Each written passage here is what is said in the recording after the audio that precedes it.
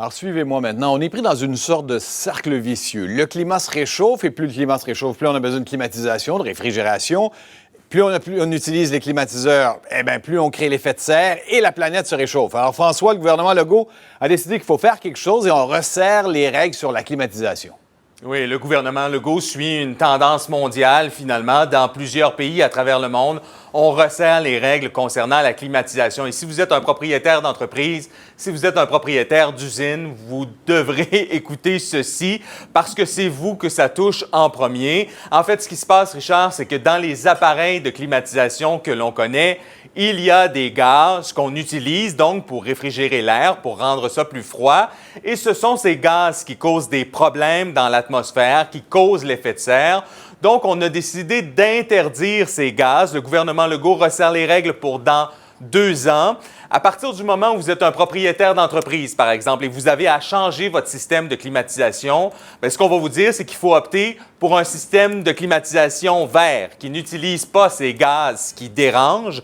Alors évidemment que la question que tout le monde se posera, et on est allé voir un spécialiste justement pour en parler aujourd'hui, c'est est-ce que ça va coûter plus cher? Quel impact ça peut avoir non seulement sur ces grandes entreprises qui ont besoin de climatisation, mais aussi sur ces PME, sur ces commerces donc qui parfois ont du mal à arriver?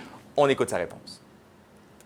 Si on parle d'une construction neuve, les coûts sont neutres. C'est-à-dire l'équipement coûte un petit peu plus cher, mieux adapté, plus d'électronique, meilleur suivi à distance des équipements, coût d'installation un peu moindre.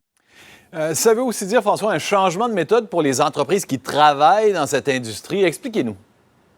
On est allé voir en fait 2 entreprises d'ici parce que maintenant, il faudra utiliser soit du CO2, de l'ammoniac, notamment pour les systèmes de réfrigération. Donc, l'une des entreprises qui le fait, elle est située à Trois-Rivières. Elle utilise déjà le CO2, alors que c'est certain que pour eux, c'est, sans dire alléchant, c'est intéressant ce que le gouvernement fait parce que à bien des endroits, donc, on va avoir besoin de changer la façon dont on fait la réfrigération et la climatisation. L'autre entreprise qu'on est allé voir, c'est à Bécancour. Là aussi, on récupère le gaz qui dérange finalement et on le détruit. Alors là aussi, on espère qu'il y aura des retombées finalement côté emploi. On écoute.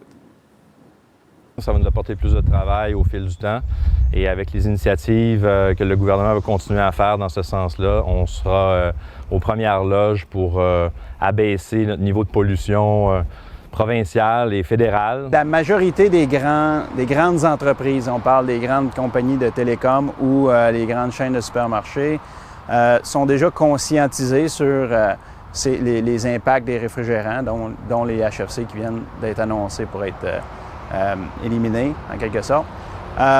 C'est plus pour les plus petits joueurs qui, eux, n'ont pas nécessairement une équipe qui surveille ça à temps plein, que là, ça va venir, ça va les renseigner d'une façon un peu rapide. François, dans nos maisons, là, dans le secteur résidentiel, est-ce qu'il va aussi falloir s'ajuster?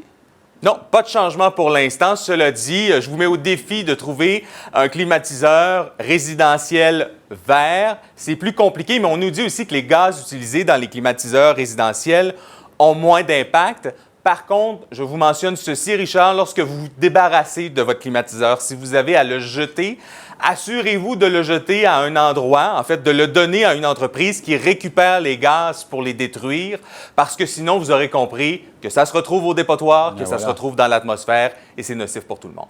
Merci, François.